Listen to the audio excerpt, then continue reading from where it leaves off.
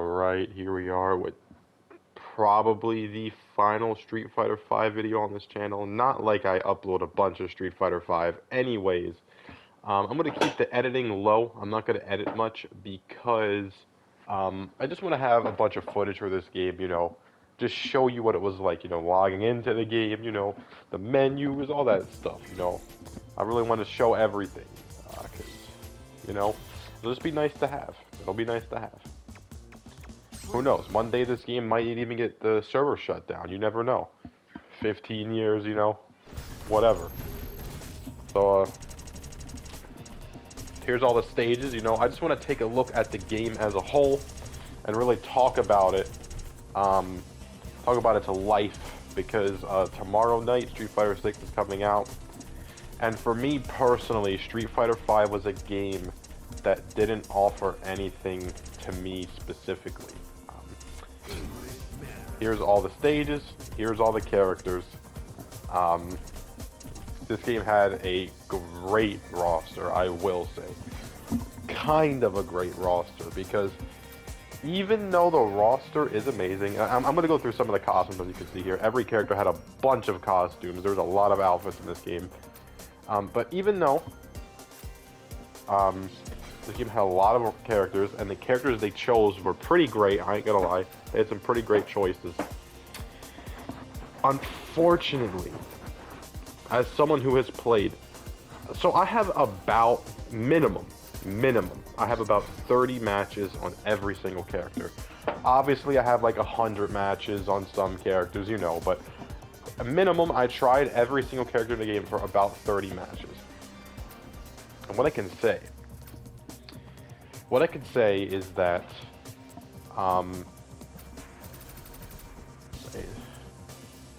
I've tried every single character, and not a single one grabbed me. And this is actually true. I have more hours on Street Fighter 6 Ken than any character in this game. That's a 100% true statement. I have more hours on Ken than I have on any singular character in this game. And Street Fighter 6 is not even out. That's a 100% true statement. Every time I would come back to this game, I would say, you know what? I'm going to try a new character. I'm going to play ranked. I'm going to get good at the game. I'm going to try a new character. Within 2 days, I would just drop the character. And then I would come back to the game a few months later, pick up a different character. Same thing on repeat for literally like 5 years. No character in this game ever grabbed me, although I will say that the character choices themselves were amazing. This game had a great roster of every generation of Street Fighter that I think they chose very well. Unfortunately, 3 characters, well, no, this is fortunate, right? 3 characters that I really want to see come back did not make it into this game. And because of that, I feel like that means they have a huge chance of Street Fighter 6, which is Dudley, Shawn, and Makoto. Yeah. I don't even want to talk about the launch of this game. The launch of this game was terrible. If you don't know, this game launched with no story mode. You could not fight the computer offline. It only had 16 characters, and that was it. That was the whole game. So the launch of this game was terrible, but as the game went on, it got a free story mode DLC. It was one of the worst story modes I've ever played. As you can see, the game no longer has 16 characters. I think it has like 44 characters or something like that. And if you're wondering, I mean, yeah, right, that's a lot of DLC, that's a lot of money. Thankfully, it's not. You can get all of this for maybe about 20 bucks. So, if you bought it as the years went on, yes, it was expensive. But if you're buying it now, the whole thing will cost probably about 20 bucks, maybe 30. Although, I will say, there's no reason to buy this game over Street Fighter 6 at all. This game offers nothing that's better than Street Fighter 6 in any way. So yeah. Here I am just, you know, showing off some of the gameplay, I guess. Urien was a character that I kind of liked in this game. I'm just messing around with him. I have no muscle memory with him. And it's funny, I played this, I have about 100 hours in this game in total, maybe like 130. So I didn't really play it that much, but I tried. And I'm already a higher rank in Street Fighter 6 than I am in this game. So that's funny. That's just funny to me. I don't know. Maybe Street Fighter 6 is easier, who knows. Yeah, this game had terrible gameplay. I mean, I just did not like the gameplay in this game. If you don't know, pretty much you had to rely on V-Trigger to have any fun. The game heavily relied on plus frames, negative frames. You had to really know your frame data to get anywhere in this game. It was very important. And don't, you know, every single fighting game has frame data, but in my personal opinion, the only fighting game that has like frame data that's as important as this was Tekken 7.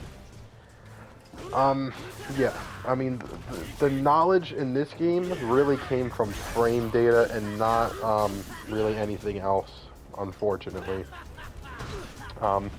Which is what I like about Street Fighter 6, because yeah, most moves have pretty similar frame data for the most part.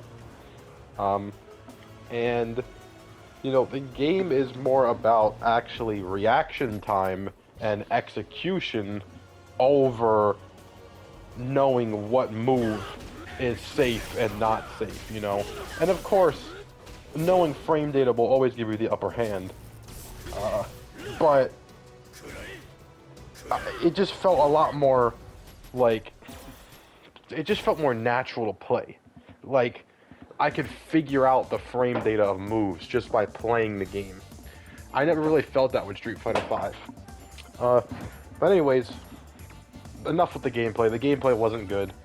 And I truly feel like if you like this game, you only like this game because it's the newest Street Fighter game. It's the most popular Street Fighter game at the moment. And the moment you get to play Street Fighter 6, you will most likely never go back to this game. I just feel that's just how that works, you know? The game had a lot of arcade mode stuff, too. That was a cool part about this game. So, as you can see, I'm in the Street Fighter 2 arcade, right? So, for example, let's say I'm playing Ryu, right? Ryu will have an arcade mode for every game. Street Fighter 1, Street Fighter 2, Street Fighter Alpha, Street Fighter 3, Street Fighter 4, Street Fighter 5. Which is really cool.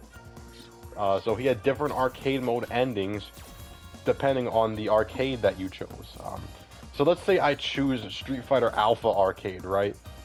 Gil will not be playable in the Street Fighter Alpha arcade because he's not in Street Fighter Alpha, but Dan is, you know? Or, you know, Dan is in Street Fighter 4, so he'll also be playable in the Street Fighter 4 arcade. Yeah. Pretty cool stuff, pretty cool stuff. Lots of arcade mode stuff. As you can see, I don't have it unlocked because I straight up don't care about arcade mode. The only times I played arcade mode was when a new character came out, for the most part, and I just want to see what they can do, you know. So, yeah, that's all there is to that, really. There's some cutscenes, as you can see, and the music in this game. So, hold on, let me play it.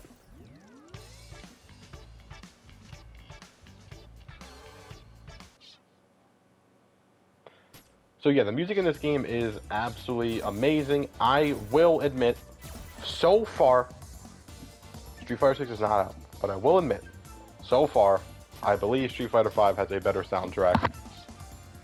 We will see. We will see. So here, there's the gallery. Here's challenge mode. Challenge mode is fun. That has combo trials. It teaches you how to play your character. It had missions. Extra battle and survival. So here, let's boot up an extra battle here. As you can see, they are limited time events that rotate, you know, every few days. So if we beat this guy, he will give us XP for our character. And yes, you can level up your characters, and I will explain what that does in a second. Because the character leveling system is what I'm very concerned about for Street Fighter 6. And I've made a video on this already. So I will explain that in a second. But as you can see, we're fighting a generic Bison soldier, which is not playable in the game. So, you know, that's cool. Excuse the gameplay, right? I haven't played this game in a few months, and I don't ever plan on playing this game again, so... you know, it's definitely not some good gameplay, but it's what you're gonna get. So, yeah. It's no secret that I dislike this game, right? Every time I play this game, I talk about how much I dislike it. It's Street Fighter. That's what this game is. It's Street Fighter and nothing more. Nothing less, nothing more. It's just Street Fighter. It's a very basic game. And maybe you'll like this game more than Street Fighter 6 because Street Fighter 6 is way harder. There's a lot more stuff to think about. So maybe you'll like Street Fighter 5 more. Maybe you'll feel overburdened with Street Fighter 6, but I just really don't see a reason to ever play this game again. Anyways, going back into this. Boom. Completed the challenge. Got the XP reward. Alright, and I want you to listen closely because this system is seemingly in Street Fighter 6. Alright, so boom, 4,000 fight money. So for leveling up Ryu, I got 4,000 fight money. Leveling up is very hard, by the way. I mean, that mission just gave me 20,000 XP, which is a lot. I mean, that's so much XP that you can only run that mission 3 times. And then it goes away. So you have to choose what character you want to level up. You play the mission, and you level them up. And like I said, that mission has a cap of 3 times. So here's the shop. As you can see, it costs 100,000 fight money for 1 character. And I only got 4,000 for leveling up Ryu once. It costs 40,000 fight money for... So that's 10 levels on a character, I believe, for 1 costume. And that's about, what, like 25 levels for 1 character? And look how many costumes there are. I'm just scrolling through the whole list. So yeah, that's already a lot. Now, let's go to colors. Yes, you can buy the colors. I already have all of them. I don't remember how much they costed. Stages, 70,000 for a stage. Right? I mean, I really want you to think about this. You even have to buy the titles, which I have. I think they came free with Champion Edition. But I really want you to think about this because nobody is talking about this. 5,000 for a player card. BGMs, which I already have. Again, I really want you to think about this. Loot boxes. I don't think this is going to be in Street Fighter 6, but is that 200,000? 200,000 to change your name. That's 2 characters. And then special is the PlayStation Store. I want you to really think about that, right? I want you to really think about how bad that is. And I want to explain this. Because of this system, right? You were not allowed to game share your characters. Let's say you have a second account, right? Because of this shop right here, you could not share DLC with yourself. You would have to completely rebuy DLC on a different account.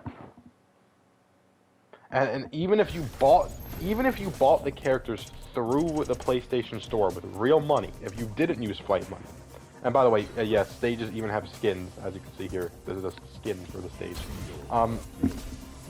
But yeah, let's say you bought the character with real money, not the fight money. You didn't use that store that I just showed you. It doesn't matter.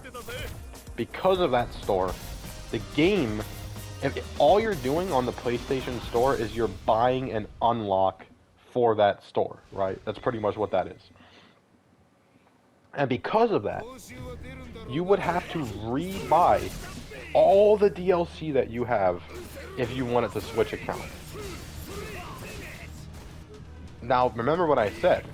We know that there is a currency system in Street Fighter 6 that actually seemingly allows you to buy new characters. Meaning, all that stuff you just saw may actually be in Street Fighter 6. Of course, the one thing they keep from this game is the worst part about this game. So yes, it's it's very possible that you'll be spending $30 to $40 on DLC. Oops, you want to switch accounts, now you have to buy it again. Hopefully they fix that. But as of right now, there's really no way to tell. Capcom has not said anything about this. On top of that, if you don't know, not only will you have to rebuy DLC, a battle pass is in the game. Street Fighter 6 has a battle pass. We have no idea what is in it. We just know that there is a battle pass. So, you cannot, seemingly you cannot share DLC with yourself in Street Fighter 6. And there is a premium currency. In this game, that currency you saw, there's only one currency in Street Fighter V, and it's that pink stuff. You cannot buy it with real money.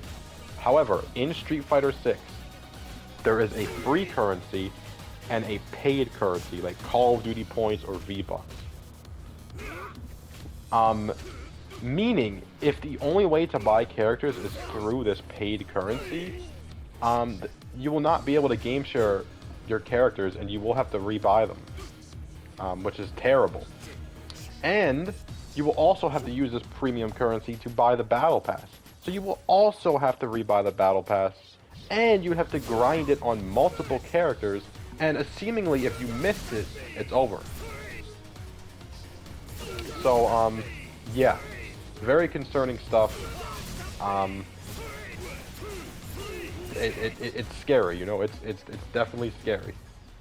Yeah, so overall I want to revisit this game, talk about the currency system that this game created, and unfortunately it's seeming like it is crossing over to Street Fighter 6, because reviews are out for Street Fighter 6. The game reviewed amazingly, the highest rated fighting game in 15 years. However, and also the first fighting game to score over a 90 in 15 years. However, not a single review mentioned anything about currency. Because I don't think, because the game isn't officially out, I don't think you can actually buy anything with currency yet. So, overall, very concerning on the currency front, but at least what I can say is that if you're buying the game, you will get your money's worth. However, after launch, who knows how money hungry the game could possibly get. But on launch, you will get your money's worth, guaranteed. At least, that's guaranteed. Anyways, you know, like, subscribe, tell me how you felt about Street Fighter V. Overall, it was a very skippable game for me, and I'm just glad it's gone. And, yeah, I'll see you Friday for Street Fighter 6. Peace.